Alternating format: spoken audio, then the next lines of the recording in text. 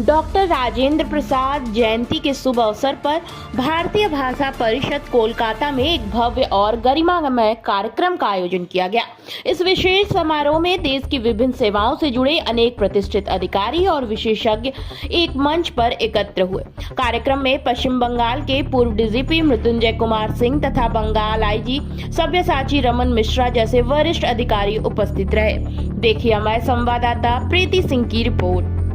अभी के टाइम में राजेंद्र प्रसाद को लोग क्या धीरे धीरे भूलते जा रहे हैं, पहला। और दूसरा मेरा ये सवाल है कि ये आज जो आपने ये मंच के दौरान ये राजेंद्र प्रसाद जी को याद करने की जो पहल की है, इसके पीछे का मेन मोटिव क्या है? देखिए, सबसे बड़ी जो बात है, पूर्वा सांस्कृतिक मंच जो है ये पूर्वियों का मंच है। हम पूर्वियों के वेलफेयर के लिए, पूर्वियों के बीच पूर्वियों के संपर्क के लिए, पूर्वियों को इकट्ठा करने के लिए, पूर्वियों के मनीषियों के लिए, उनकी परंपराएं, उनकी छोटे छोटे जो गायन हैं, उनके जो छोटे छोटे कहावतें हैं जो अब लोग बिसरते जा रहे हैं।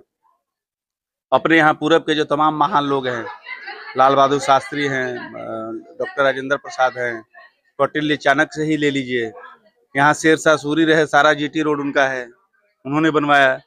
ऐसे बहुत सारी चीजें यहाँ हैं, महात्मा बुद्ध हैं, महावीर हैं, बहुत सारी चीजें हैं। लेकिन आखिर ऐसा क्या है कि बिहार इनमें पिछड़ गया? तो हमने अपनी पत्रकारिता के दौरान, अपने भ्रमण के दौरान, अपने शोध में ये पाया कि हम एक दूसरे के बीच कनेक्ट नहीं रहे, कम्युनिकेट नहीं रहे, और हमारे बीच ऐसा कोई माध्यम नहीं रहा जिस माध्यम के को ला करके हम बीच में खड़े हों। कोई ऐसा ओकेजन तो हमें चाहिए। तो डॉक्टर राजेंद्र प्रसाद एक हमारे बीच के, अभी रिसेंट हिस्ट्री में देख लें तो एक ऐसे नेता थे जो सर्वमान्य नेता थे, जिनके नाम पर कोई विरोधाभास नहीं है। उनको सभी लोग, देश के सभी लोग स्वीकार करते हैं, पूर्व की बात तो छोड़ दीजिए। तो मुझे लगा कि जिस आदमी ने, संविधान सभा के राजेंद्र प्रसाद अध्यक्ष थे, संविधान की प्रति एक बार मूल प्रति खो गई तो राजेंद्र प्रसाद ने सारी चीजों को अक्षरशः लिखवाया। और लिखवाया नहीं, जब बाद में संजोग से वो प्रति मिली तो लोगों ने मिलाया तो वही था जो राजेंद्र प्रसाद ने बोला था।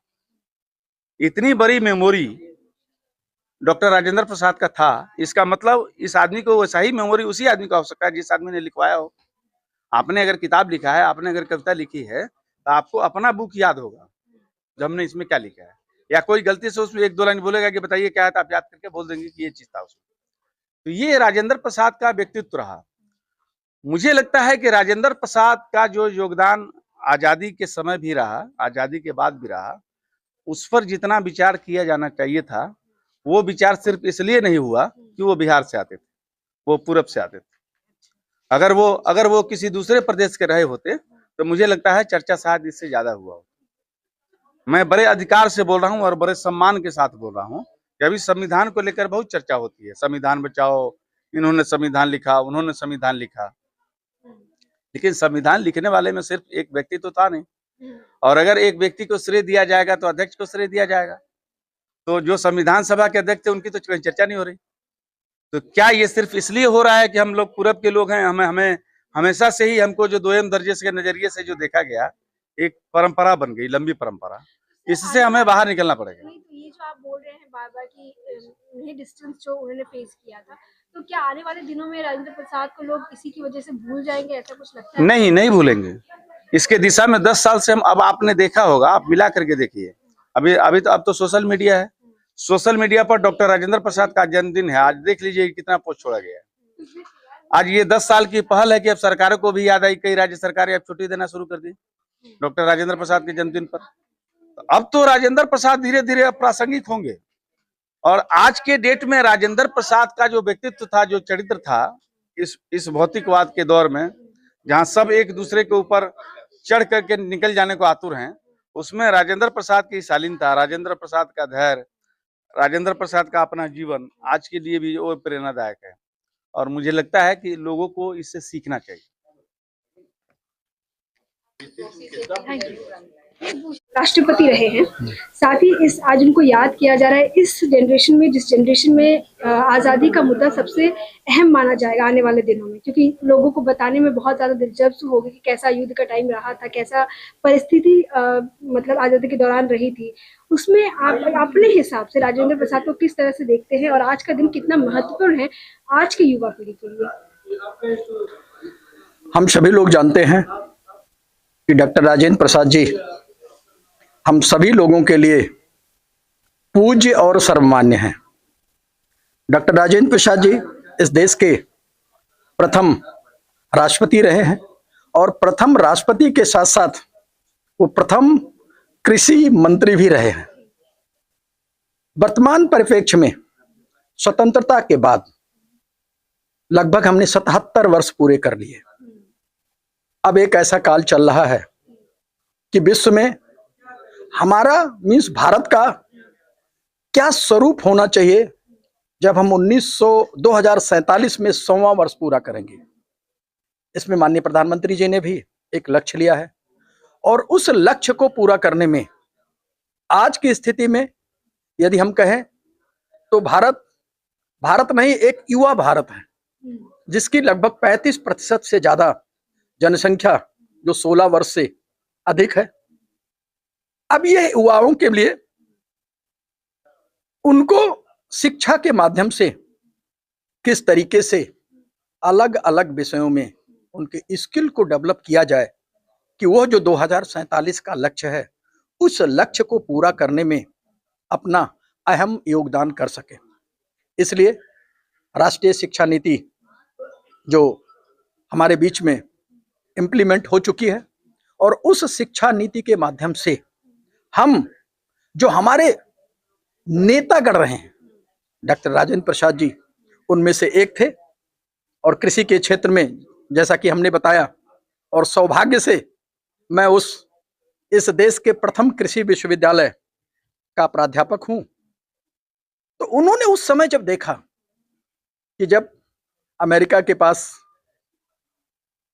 गेहूं जो भारत के लिए लाल गेहूं आता था, उन्होंने एक समय यह भी कह दिया कि अब इससे ज्यादा गेहूं देने के लिए भारत के पास नहीं है। तो इस देश की जनसंख्या के लिए खाने की एक समस्या उस समय पैदा हुई थी। देश के युवा वैज्ञानिक सामने आए, इस चैलेंज को स्वीकार किया और आज हम बहुत गर्व के साथ कह सकते हैं कि भारत कृषि के क्षेत्र में अपने युवाओं और वैज्ञानिकों के बल पे ना सिर्फ सेल्फ सफिशिएंट खाद्यान्न का उत्पादन कर लिया, बल्कि आज हमारे पास हमारे भंडार गृहों में लगभग 3 से 5 वर्षों का अतिरिक्त अनाज भी उपलब्ध है। तो हम स्वयं भी उसका उपभोग करते हैं और साथ ही साथ देश की जो हमारे पड़ोसी राज्य हैं, आवश्यकता पड़ने पर हम उनके खाने के लिए भी व्यवस्था करते हैं। और ऐसी स्थिति यदि आई है तो सिर्फ देश के युवाओं के चैलेंज, कृषि के क्षेत्र में चैलेंज लेने की स्थिति से ही आई है। तो डॉक्टर राजेंद्र प्रसाद जी जो स्वयं अपने में अपने कर्मों के माध्यम से, अपने व्यक्तित्व और कृतित्व के माध्यम से समाज के सामने एक नया अनूठा उदाहरण प्रस्तुत किया हमारे युवाओं के बीच में, वो एग्जाम्पल हमारे समाचार पत्रों के माध्यम से, चलचित्र के माध्यम से या अन्य जो अलग अलग माध्यम हैं उनके बीच में जाना चाहिए और उनको इस बात का आभास होना चाहिए कि भारत जिस राष्ट्र के हम एक यूनिट हैं, तो उस राष्ट्र को बढ़ाने में हमारा क्या योगदान हो सकता है और हमारा व्यक्तिगत क्या योगदान हो सकता है और हम सबका क्या योगदान हो सकता है, इसमें वो आगे आएंगे। तो निश्चित ही हमारा मानना है कि जो लक्ष्य हमने तय किया है, हम 2047 तक उस लक्ष्य को प्राप्त करेंगे और उसमें जो सबसे बड़ी भूमिका होगी वो हमारे राजनेताओं की होगी, जो पिछले वर्षों में हमको एक मार्ग देकर गए हैं। यदि हम उस पर चलते रहेंगे। Thank you so much.